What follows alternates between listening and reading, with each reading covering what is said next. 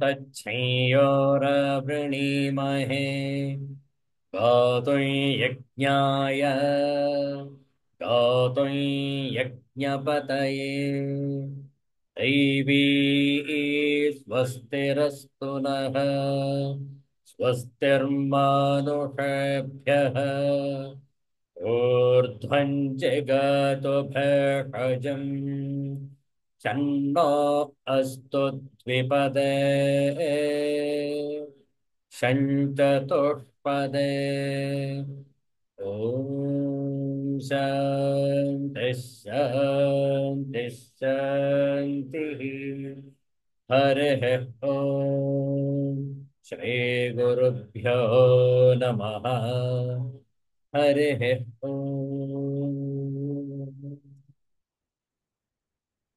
Universal prayer. O hidden life, vibrant in every atom. O hidden light, shining in every creature. O hidden love, embracing all in oneness. May each who feels himself as one with thee know he is also one with every other.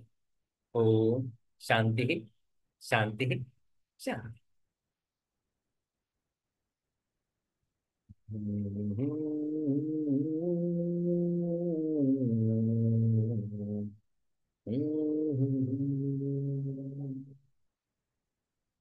ಆದಿತ್ಯವಾಸರ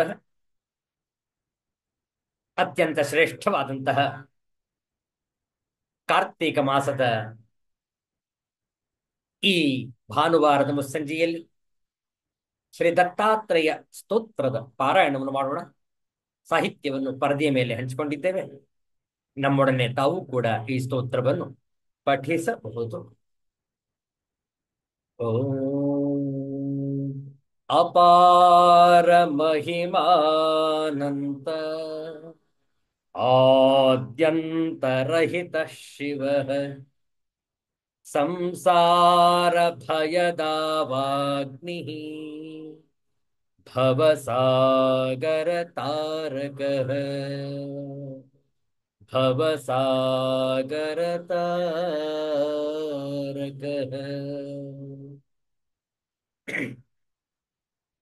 Dattatreya ತವ ಶರಣಂ ದತ್ತನಾಥ ತವ ಶರಣಂ ತ್ರಿಗುಣಾತ್ಮಕ ತ್ರಿಗುಣಾತೀತ ತ್ರಿಭುವನ ಪಾಲಕ ತವ ಶರಣಂ ಶಾಶ್ವತ ಮೂರ್ತೆ ತವ ಶರಣಂ ಶ್ಯಾಮ ಸುಂದರ ತವ ಶರಣಂ ಶೇಷಾಭರಣ ಶೇಷಭೂಷಣ ಶೇಷಶಾಯೀ ತವ ಶರಣಂ ಷಡ್ಭುಜ ಮೂರ್ತೆ ತವ ಶರಣಂ ಷಡ್ಭುಜಯತಿವರ ತವ ಶರಣಂ ದಂಡಕಮಂಡಲು ಗದಾ ಪದ್ಮ ಶಂಖ ಚಕ್ರಧರ ತವ ಶರಣಂ ಕರುಣಾನಿಧೆ ತವ ಶರಣಂ ಕರುಣಾಸಾಗರ ತವ ಶರಣಂ ಕೃಷ್ಣಾಸಂಗಮ ತರುವರವಾಸ ಭಕ್ತವತ್ಸಲ ತವ ಶರಣಂ ಶ್ರೀ ಗುರುನಾಥ ತವ ಶರಣಂ ಸದ್ಗುರುನಾಥ ತವ ಶರಣಂ ಶ್ರೀಪಾದ ಶ್ರೀವಲ್ಲಭ ಗುರುವರ ನೃಸಿಂಹ ಸರಸ್ವತಿ ತವ ಶರಣಂ ಕೃಪಾಮೂರ್ತೆ ತವ ಶರಣಂ ಕೃಪಾಸಾಗರ ತವ ಶರಣಂ ಕೃಪಾಕಟಾಕ್ಷ ಕೃಪಾವಲೋಕನ ಕೃಪಾನಿಧೇ ತವ ಶರಣಂ ಕಾಲಾಂತಕ ತವ ಶರಣಂ ಕಾಲನಾಶನ ತವ ಶರಣಂ ಪೂರ್ಣಾನಂದ ಪೂರ್ಣ ಪರೇಶ ಪುರಾಣ ಪುರುಷ ತವ ಶರಣಂ ಜಗದೀಶ್ವರ ತವ ಶರಣಂ ಜಗನ್ನಾಥ ತವ ಶರಣಂ ಜಗತ್ಪಾಲಕ ಜಗದಧೀಶ ಜಗದುದ್ಧಾರ ತವ ಶರಣಂ ಅಖಿಲಾಂತರ ತವ ಶರಣಂ ಅಖಿಲೈಶ್ವರ್ಯ ತವ ಶರಣಂ ಭಕ್ತಜನ प्रिय भव भयनाशन प्रसन्न वदन तव शरणं तपोमूर्ते तव शरणं तेजोराशे तव शरणं ब्रह्मानंद ब्रह्म सनातन ब्रह्म मोहन तव शरणं विश्वात्मक तव शरणं विश्वरक्षक तव शरणं विश्वंभर विश्वजीवन विश्वपरात्पर तव शरणं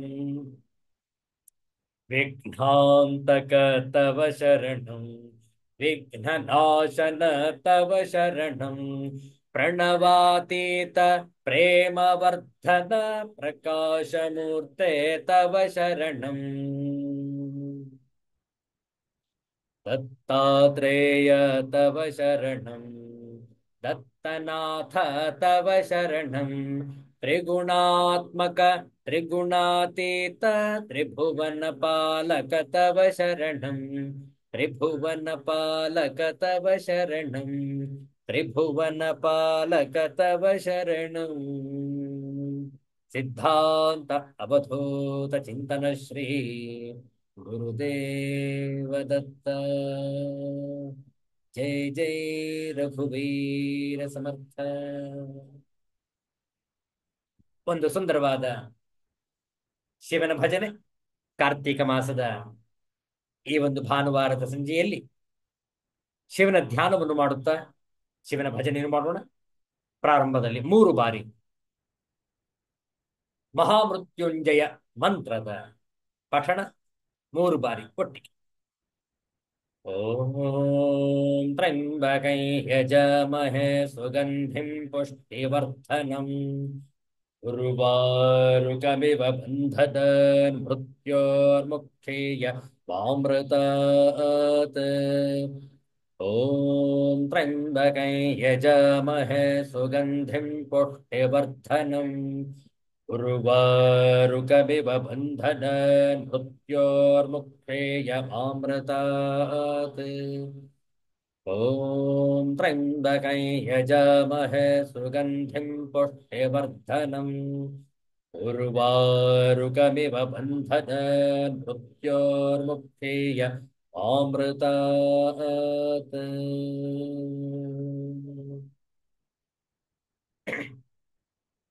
ಶಿವ ಭಜನೆಯನ್ನು ಹೇಳಿಕೊಡ್ತೇವೆ, ತಾವು ಪುನರಾವರ್ತಿಸಬಹುದು.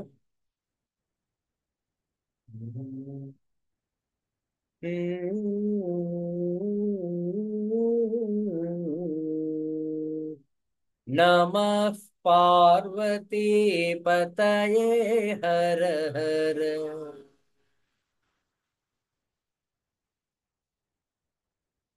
नमः पार्वती पतये हर हर.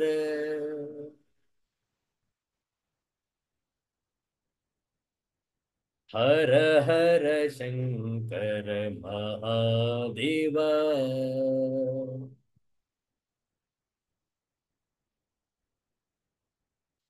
हर हर शंकर महादेव.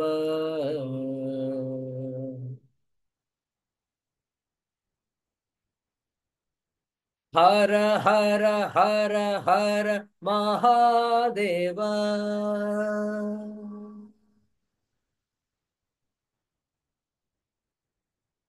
हर हर हर हर महादेव.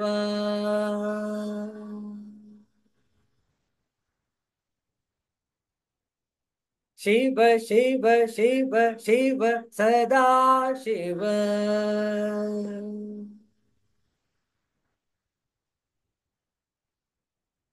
शिव शिव शिव शिव सदा शिव.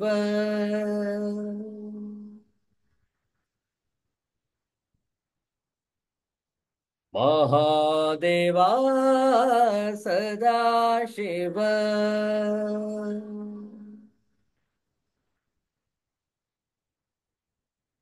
सदा शिवा महादेव.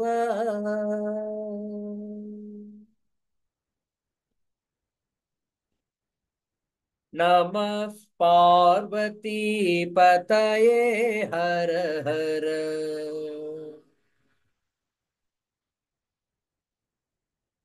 हर हर शंकर महादेव।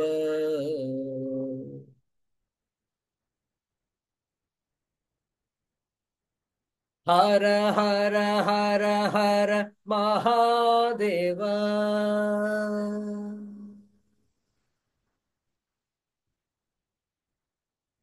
शिव शिव शिव शिव सदा शिव।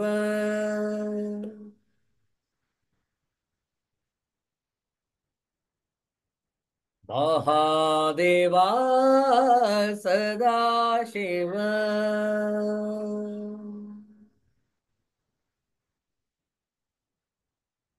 सदा शिवा महादेव।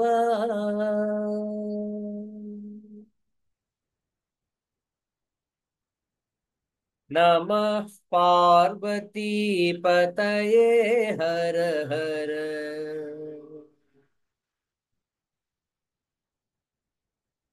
हर हर शंकर महादेव।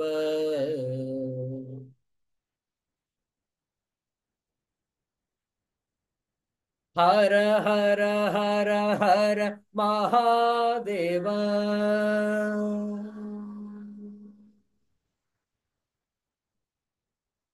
शिव शिव शिव शिव सदा शिव।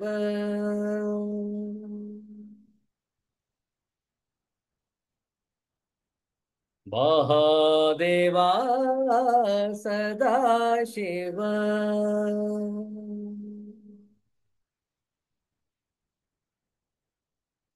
सदा शिवा महादेव।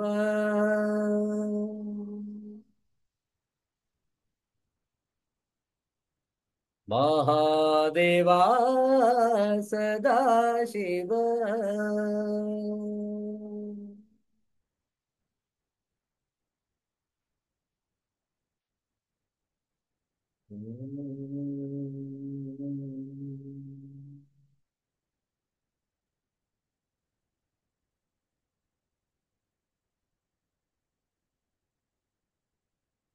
सिद्धांत अवधूत चिंतन श्री गुरुदेव दत्त।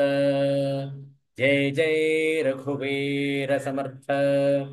श्री सद्गुरुनाथ महाराज की जय। हर हर नमः पार्वती पतये। हर हर महादेव शंभो।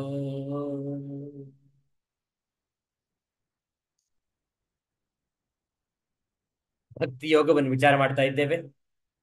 ಶ್ರೀಮದ್ ಭಗವದ್ಗೀತೆಯ 12ನೇ ಅಧ್ಯಾಯ ಪ್ರಾರಂಭದಲ್ಲಿ ಕೆಲವು ಶ್ಲೋಕಗಳ ಪಾರಾಯಣ. ಶ್ಲೋಕದ ಸಂಖ್ಯೆ 12, 12ರಿಂದ 16ನೆಯ ಶ್ಲೋಕದವರೆಗೆ.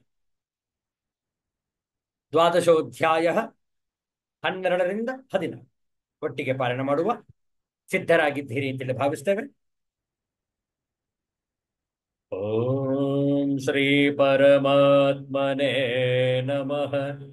ಅಥ ದ್ವಾದಶೋಧ್ಯಾಯಃ ಭಕ್ತಿಯೋಗಃ. ಶ್ರೀಭಗವಾನುವಾಚ ಶ್ರೇಯೋ ಹಿ ಜ್ಞಾನಮಭ್ಯಾಸಾತ್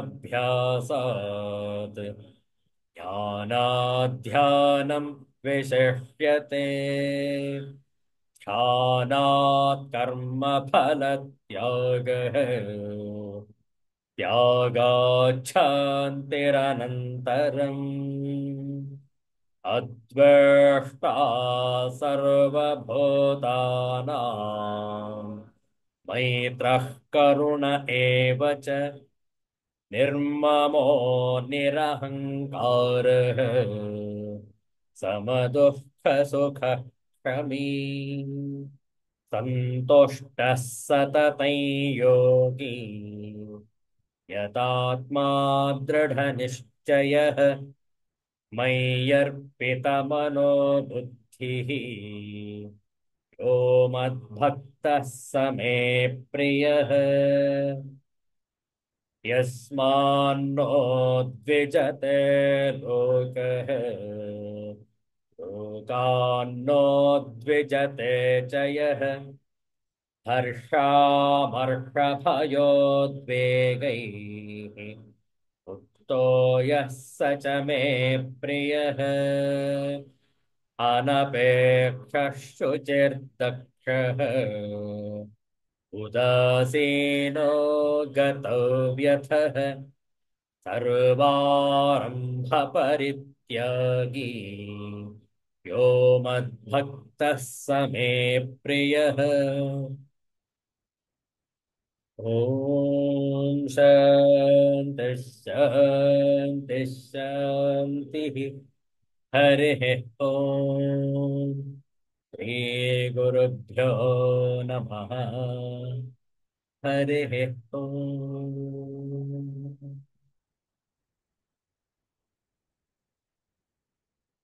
श्रीगुरुभ्यो नमः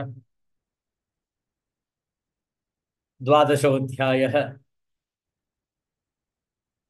ಭಕ್ತಿ ಯೋಗದಲ್ಲಿ ಭಕ್ತನ ಲಕ್ಷಣಗಳನ್ನು ನೋಡ್ತಾ ಇದ್ದೇವೆ. ನಾವೆಲ್ಲರೂ ಕೂಡ ಪ್ರತಿಯೊಬ್ಬರು ಸಾಧಕರಾಗಿದ್ದು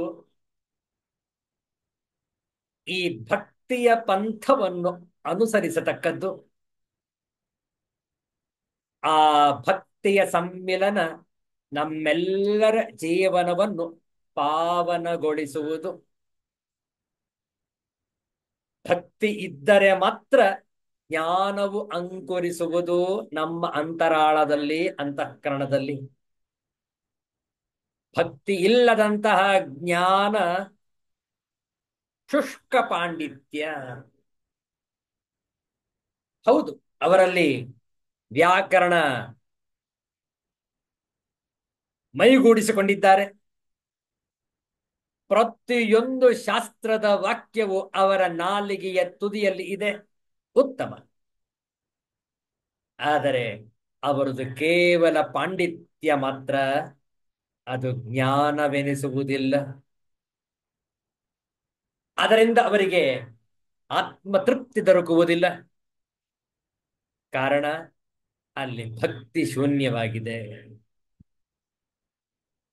ಅಲ್ಲಿ ಅಹಂಕಾರವಿದೆ. ನನ್ನಷ್ಟು ಜ್ಞಾನಿ ಮತ್ತೊಬ್ಬರು ಇರಲು ಸಾಧ್ಯವೇನು ಅನ್ನುವ ಗರ್ವವಿರುವುದು. ಭಕ್ತಿ ಇದ್ದಾಗ ಜ್ಞಾನಕ್ಕೆ ಒಂದು ಸುಗಂಧವನ್ನು ಸೋಂಕಿಸಿದ ಹಾಗೆ. ಅವನಲ್ಲಿ ಗರ್ವವಿರುವುದಿಲ್ಲ, ದರ್ಪವಿರುವುದಿಲ್ಲ, ಅಹಂಕಾರವಿರುವುದಿಲ್ಲ, ದುರಹಂಕಾರದಿಂದ ಮೆರೆಯುವುದಿಲ್ಲ. ವಿಚಾರ ಮಾಡಿ. ಆದ್ರಿಂದ ನಾವು ನಿಧಾನವಾಗಿ ಹಂತ ಹಂತವಾಗಿ ಈ ಭಕ್ತನ ಲಕ್ಷಣಗಳನ್ನು ನೋಡ್ತಾ ಇದ್ದೇವೆ. ಈ 16ನೆಯ ಶ್ಲೋಕದಲ್ಲಿ ಸುಮಾರು 6 ಭಕ್ತನ ಲಕ್ಷಣಗಳನ್ನು ಹೇಳಿದ್ದಾರೆ. ಹೌದಲ್ಲ? ಯಾವ್ಯಾವುದು ಆ 6 ನೋಡಿ. ಅನಪೇಕ್ಷ, ಶುಚಿ, ದಕ್ಷ, ಉದಾಸೀನ, ಕರ್ತವ್ಯಥ. 6ನೇದು ಸರ್ವಾರಂಭ ಪರಿತ್ಯಾಗಿ. 6 ಲಕ್ಷಣಗಳನ್ನು ಹೇಳಲಾಗಿದೆ ಈ ಶ್ಲೋಕದಲ್ಲಿ.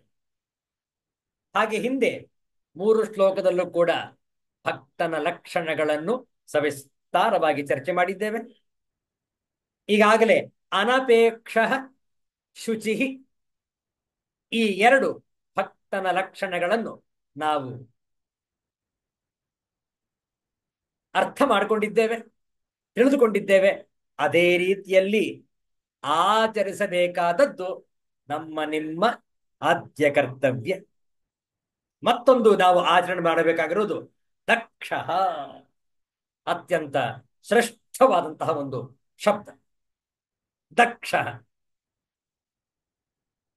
ದಕ್ಷ ಅಂತಂದ್ರೆ ನಾವಾಗಲೇ ಹಿಂದೆ ಹೇಳಿದ ಹಾಗೆ ಈ ಶಾರೀರಿಕದ ಒಂದು ಕಸರತ್ತಿನಲ್ಲಿ ದಕ್ಷ ಅಂತೇವೆ ನಾವು. ಇಂಗ್ಲಿಷ್ ಸ್ಕೂಲ್ಗಳಲ್ಲಿ ಅಟೆನ್ಷನ್ ಅಂತಾರೆ. ಅಸೆಂಬ್ಲಿಯಲ್ಲಿ, ಹೌದಲ್ಲ, ಎಲ್ಲ ವಿದ್ಯಾರ್ಥಿಗಳು, ಸಂಪೂರ್ಣ ಸಿಬ್ಬಂದಿ ವರ್ಗ, ಸ್ಟಾಫ್ ಎಲ್ಲರೂ ಕೂಡ ನಿಂತಿರ್ತಾರೆ. ಆ ಒಂದು ಪ್ರಾರ್ಥನಾ ಸಭೆಯಲ್ಲಿ ಆಗ ಆ ಅಧಿಕಾರಿಗಳು ಅಟೆನ್ಷನ್ ಅಂತಾರೆ.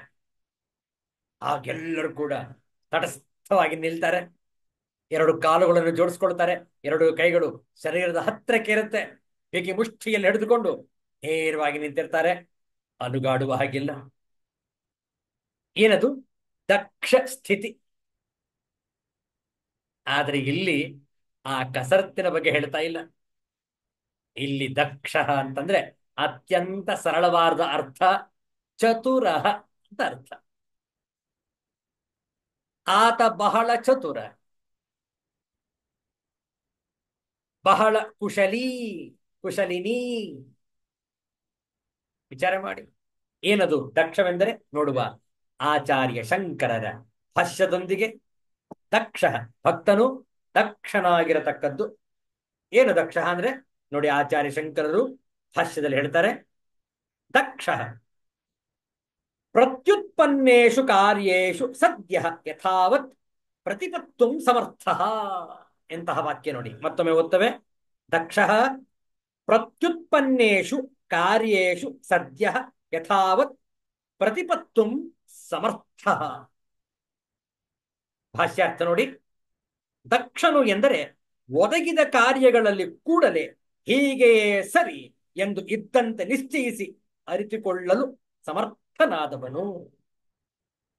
ಅರ್ಥಾತ್ ಯಾರು ಯಥಾರ್ಥವಾಗಿ ಅರ್ಥ ಮಾಡಿಕೊಳ್ಳುವನೋ ಅವನು ದಕ್ಷ. ಅಂತಹ ಸಾಮರ್ಥ್ಯವನ್ನು ಗಳಿಸಿಕೊಂಡವನೇ ದಕ್ಷನು, ಹೌದಲ್ಲ? ನೋಡಿ, ಈ ದಕ್ಷ ಅನ್ನುವ ಪದದಲ್ಲಿ ಅಕ್ಷ ಅನ್ನುವುದು ಸೇರ್ಕೊಂಡಿದೆ, ಹೌದಲ್ಲ? ಅಕ್ಷ ಅಂದ್ರೆ ಕಣ್ಣು ಅಂತ ಅರ್ಥ.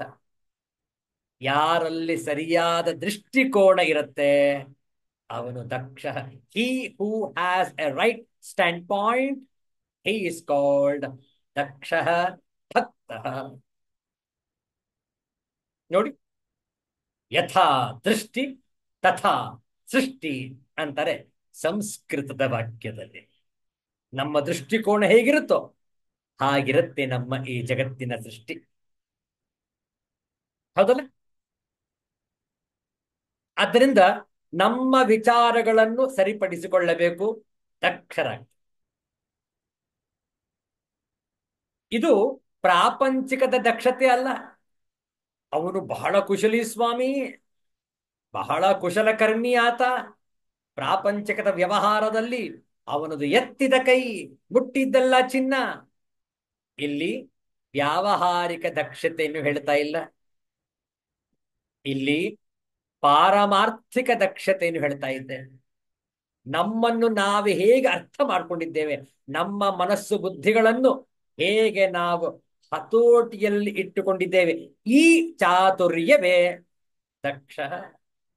ನೋಡಿ, ಡಾಕ್ಟರ್ ಡಿ ವಿ ಗುಂಡಪ್ಪನವರು ತಮ್ಮ ಮಂಕುತಿಮ್ಮನ ಕಗ್ಗದಲ್ಲಿ ಈ ದಕ್ಷತೆ ಬಗ್ಗೆ ಬಹಳ ಚಂದದಲ್ಲಿ ಹೇಳಿದ್ದಾರೆ. ಆ ಶ್ಲೋಕವನ್ನು ಪರದೆಯ ಮೇಲೆ ಹಂಚಿಕೊಳ್ಳುತ್ತೇವೆ.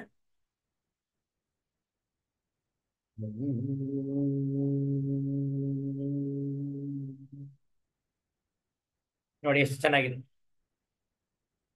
543ನೇ ಶ್ಲೋಕ, ಕಗ್ಗದ ಸಂಖ್ಯೆ 543.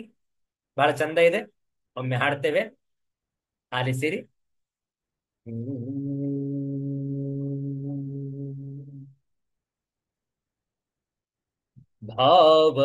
ಭಾವದಾವೇಶದಿಂ ಮನವಶ್ವದಂತಿರಲಿ, ಈ ವಿವೇಚನೆಯದಕ್ಕೆ ದಕ್ಷರಾಹುತನು. ತೀವಿದೊಲವಿನ ದಂಪತಿಗಳಾಗಿ ಮನಬುದ್ಧಿ, ಜೀವಿತವು ಜೈತ್ರ ಕಥೆ ಮಂಕುತಿಮ್ಮ. ಜೀವಿತವು ಜೈತ್ರ ಕಥೆ ಮಂಕುತಿಮ್ಮ, ಮಂಕುತಿಮ್ಮ. ನೋಡಿ, ಇಲ್ಲಿ ಪದ ಬಂದಿದೆ ದಕ್ಷ.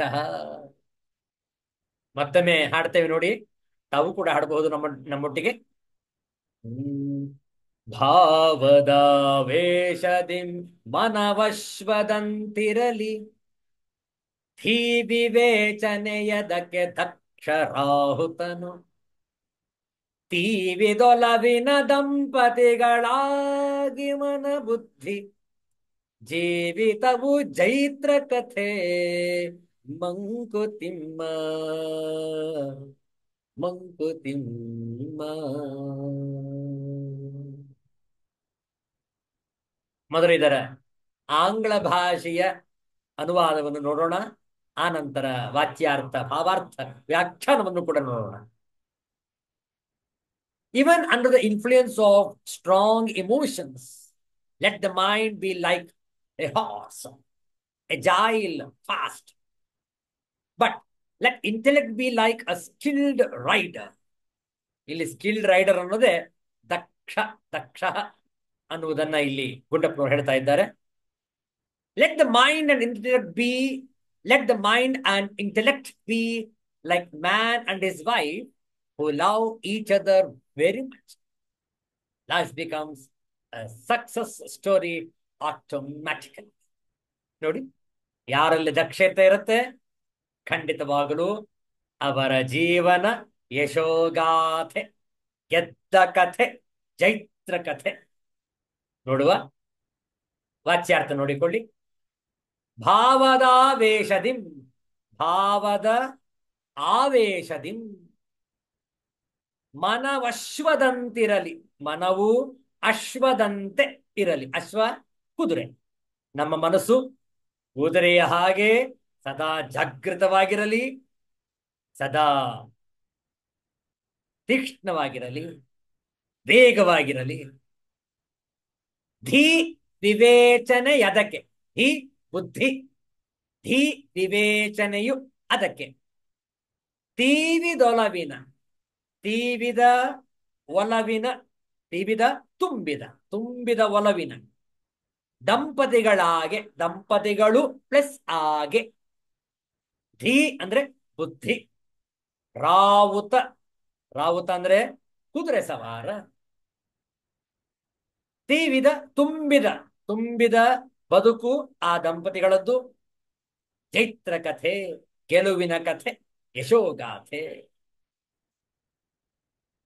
ಎಷ್ಟು ಚಂದದಲ್ಲಿದೆ ನೋಡಿ ಈ 543ನೆಯ ಕಗ್ಗದ ಭಾವಾರ್ಥ. ಭಾವದ ಆವೇಶದಲ್ಲಿ, ಭಾವದ ಆವೇಶದಲ್ಲಿ ಮನಸ್ಸು ಕುದುರೆಯಂತಿರಲಿ. ನಮ್ಮ ಬುದ್ಧಿ ಮತ್ತು ವಿವೇಕಗಳು ದಕ್ಷತೆಯ ಸವಾರನಾಗಲಿ.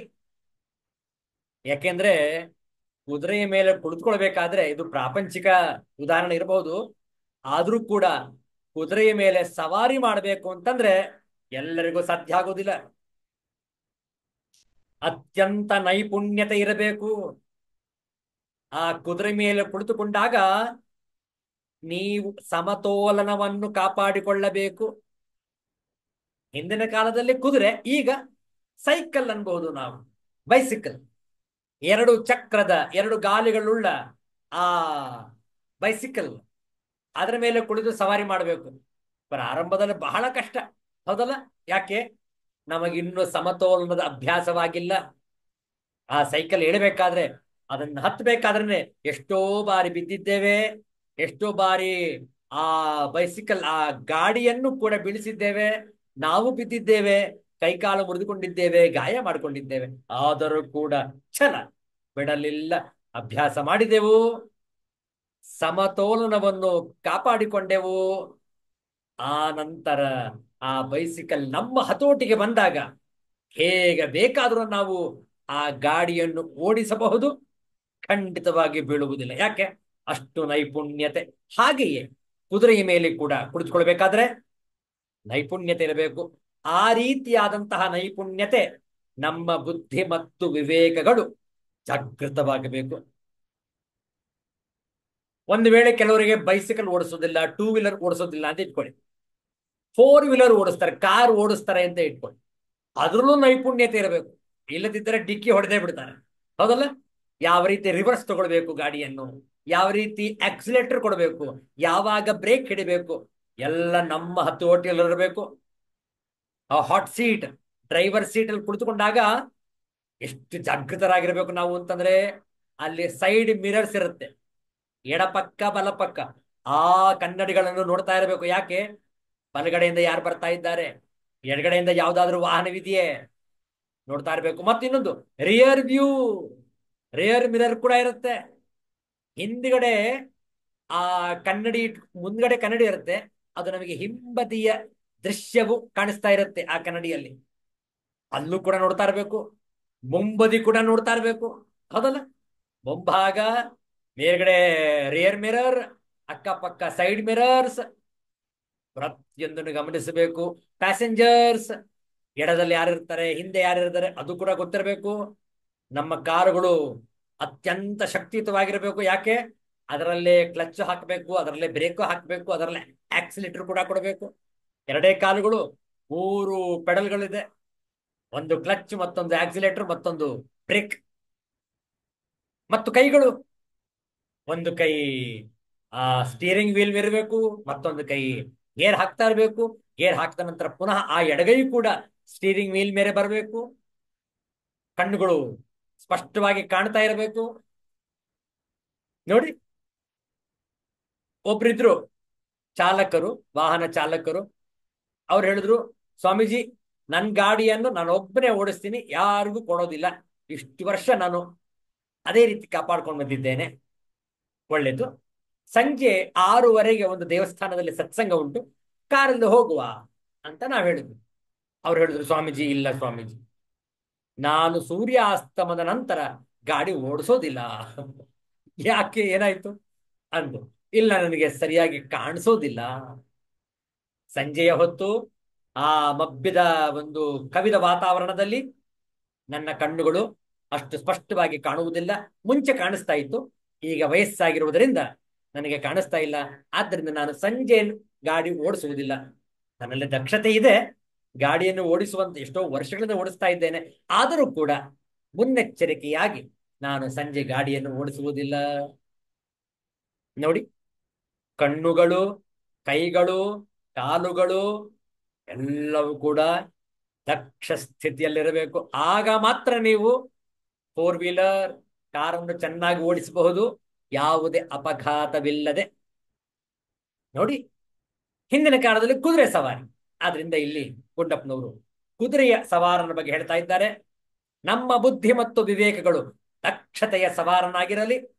ಆ ಕುದುರೆಯ ಸವಾರ ಅಂತಂದ್ರೆ ನಮ್ಮ ಬುದ್ಧಿ, ನಮ್ಮ ವಿವೇಕ, ಅದೇ ನಮ್ಮನ್ನು ಆ ಒಂದು ದಕ್ಷತೆಯ ಬುದ್ಧಿ ಇದ್ದಾಗ ಮಾತ್ರ ನಾವು ಜೈತ್ರ ಯಾತ್ರೆಯನ್ನು ನಡೆಸಬಹುದು. ಆ ಕುದುರೆ ಎಂಬ ಜೀವನದ ಮೇಲೆ ನಾವು ಆರೂಢರಾಗಬಹುದು. ಮನಸ್ಸು ಬುದ್ಧಿಗಳು ತುಂಬಿದ ಒಲವಿನ ದಂಪತಿಗಳಂತಿದ್ದರೆ, ಇದು ಚೆನ್ನಾಗಿದೆ ನೋಡಿ ಉದಾಹರಣೆ. ಯಾಕಂದ್ರೆ ಗುಂಡಪ್ಪನವರು ಕೂಡ ಗೃಹಸ್ಥರೇ, ಸಾಕಷ್ಟು ನೊಂದು ಬೆಂದು ಬದುಕಿ ಬಾಳಿದವರು ಗುಂಡಪ್ಪನವರು. ಆದರೆ ಆ ದಂಪತಿಗಳು ಎಷ್ಟು ಅನ್ಯೋನ್ಯವಾಗಿ ಇದ್ದರು ಎಂದು ಹೇಳಿದರೆ ಅದನ್ನೇ ಇಲ್ಲಿ ಉದಾಹರಣೆಯಾಗಿ ತೆಗೆದುಕೊಂಡಿದ್ದಾರೆ. ಅನ್ಯೋನ್ಯ ಭಾವನೆ ಆ ಪತಿ ಪತ್ನಿಯರಲ್ಲಿ ಇರತಕ್ಕದ್ದು. ಹಿಂದಿನ ಕಾಲದಲ್ಲಿ ಅಷ್ಟು ಅನ್ಯೋನ್ಯತೆ ಇತ್ತು. ಈಗಿನ ಕಾಲದಲ್ಲಿ ಸ್ವಲ್ಪ ಸಣ್ಣ ಪುಟ್ಟ ಜಗಳ ಆಡಿದ್ರೆ ಸಾಕು, ಡಿವೋರ್ಸ್, ವಿವಾಹ ವಿಚ್ಛೇದನ ಅರ್ಜಿ ಗುಜರಾಯಿಸ್ಬಿಡ್ತಾರೆ ಕೋರ್ಟ್ನಲ್ಲಿ. ಅದು ಈಗಿನ ಲೆಕ್ಕಾಚಾರ. ಆದ್ರೆ ಹಿಂದಿನ ಕಾಲದ ದಂಪತಿಗಳು ಅತ್ಯಂತ ತುಂಬಿದ ದಂಪತಿಗಳು, ತುಂಬಿದ ಒಲವಿನ ದಂಪತಿಗಳು. ಎಷ್ಟೇ ಕಷ್ಟ ನಷ್ಟ ಬರಲಿ ಇಬ್ಬರು ಕೂಡ ಹಂಚ್ಕೊಳ್ತಾ ಇದ್ರು, ಹೊಂದ್ಕೊಳ್ತಾ ಇದ್ರು. ಆದ್ರಿಂದ ಇಲ್ಲಿ ಗುಂಡಪ್ಪನ ಹೇಳ್ತಾ ಇದ್ದಾರೆ, ಮನಸ್ಸು ಬುದ್ಧಿಗಳು ತುಂಬಿದ ಒಲವಿನ ದಂಪತಿಗಳಂತಿದ್ದರೆ ನಮ್ಮ ಬದುಕೆ ಯಶಸ್ಸಿನ ಕಥೆಯಾಗುತ್ತದೆ ಎನ್ನುತ್ತಾರೆ ಮಾನ್ಯ ಗುಂಡಪ್ಪನವರು ಈ ಮುಕ್ತಕದಲ್ಲಿ. ನಮ್ಮ ಮನಸ್ಸು ಸಾವಿರಾರು ಭಾವಗಳ ಆಗರ, ಸಮುದ್ರದ ಅಲೆಗಳಂತೆ ಈ ಭಾವಗಳು ಕ್ಷಣ ಕ್ಷಣಕ್ಕೆ ಮೇಲೆ ಬರುತ್ತವೆ, ಮತ್ತೆ ಇಳಿಯುತ್ತವೆ. ಎಷ್ಟೋ ಭಾವಗಳ ಏರಿಳಿತಗಳಿಗೆ ಕಾರಣ ನಮಗೆ ಅರ್ಥವಾಗುವುದಿಲ್ಲ. ಈ ಭಾವಗಳ ಆವೇಶದಿಂದ ಮನಸ್ಸು ವಿಚಲಿತವಾಗಿ ಕುಣಿಯುತ್ತದೆ.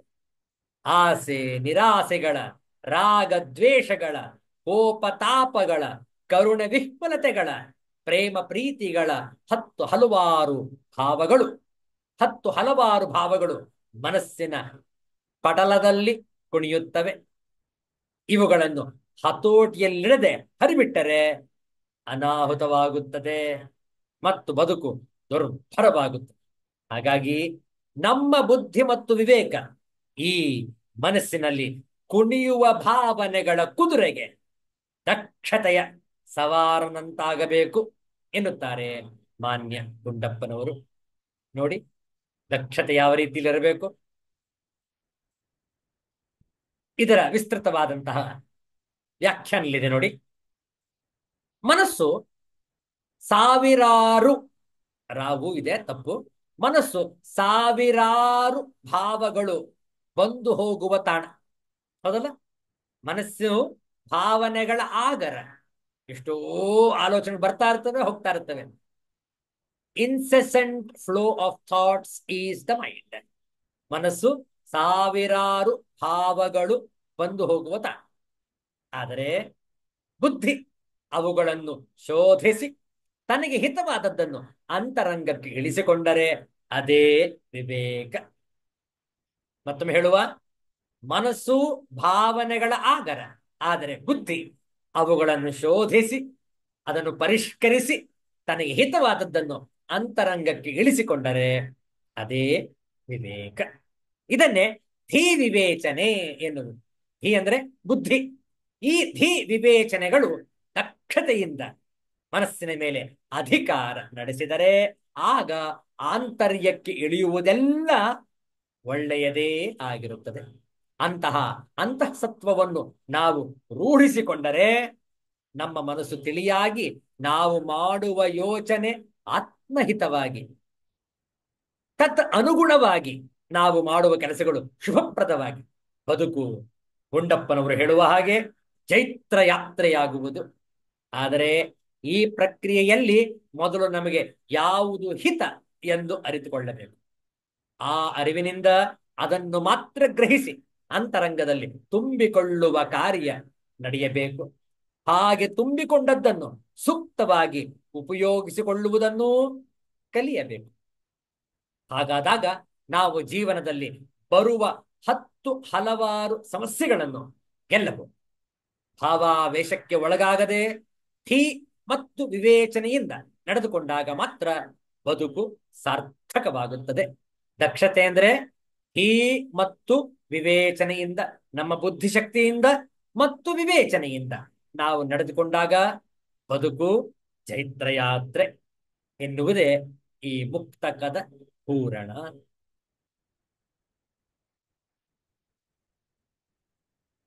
ಇಂತಹ ಒಂದು ದಕ್ಷತೆಯನ್ನು ನಾವು ಗಳಿಸಿಕೊಂಡಾಗ ಈ ಭಕ್ತನ ಲಕ್ಷಣದಲ್ಲಿ ಒಂದನ್ನು ಆಸ್ವಾದಿಸಿದ್ದೇವೆ ಎಂಬುದು ಅರ್ಥ.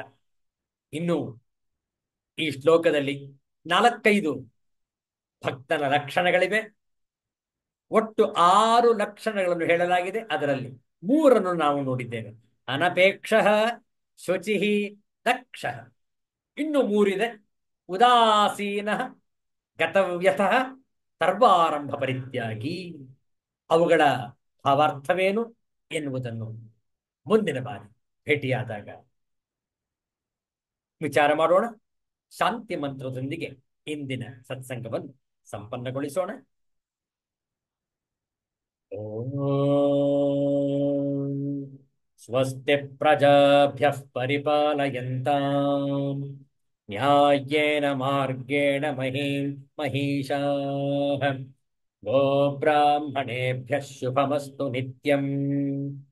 ಲೋಕಾಃ ಸಮಸ್ತಾಃ ಸುಖಿನೋ ಭವಂತು. ಕಾಲೇ ವರ್ಷತು ಪರ್ಜನ್ಯಃ. ಪೃಥಿವೀ ಸಸ್ಯಶಾಲಿನಿ. ದೇಶೋऽಯಂ ಶೋಭರಹಿತಃ. ಬ್ರಾಹ್ಮಣಾಃ ಸಂತು ನಿರ್ಭಯಾಃ. ಸರ್ವೇಷಾಂ ಸ್ವಸ್ತಿ ಭವತು. ಸರ್ವೇಷಾಂ ಶಾಂತಿರ್ಭವತು. ಸರ್ವೇಷಾಂ ಪೂರ್ಣಂ ಭವತು. ಸರ್ವೇಷಾಂ ಮಂಗಳಂ ಭವತು. ಸರ್ವೇ ಭವಂತು ಸುಖಿನಃ. ಸರ್ವೇ ಸಂತು ನಿರಾಮಯಾಃ. सर्वे भद्राणि पश्यन्तु मा कश्चित् दुःखभाग् भवेत् असतो मा सद्गमय तमसो मा ज्योतिर्गमय मृत्योर्मा अमृतङ्गमय ॐ शान्ति शान्ति शान्तिः हरिः ॐ श्रीगुरुभ्यो नमः हरिः ॐ ಮತ್ತೆ ಭೇಟಿಯಾಗೋಣ ಎಲ್ಲರಿಗೂ ಒಳಿತಾಗಲಿ ಎಲ್ಲರಿಗೂ ಶುಭವಾಗಲಿ ಜೈ ಶ್ರೀ ಗುರುದೇವ ದತ್ತ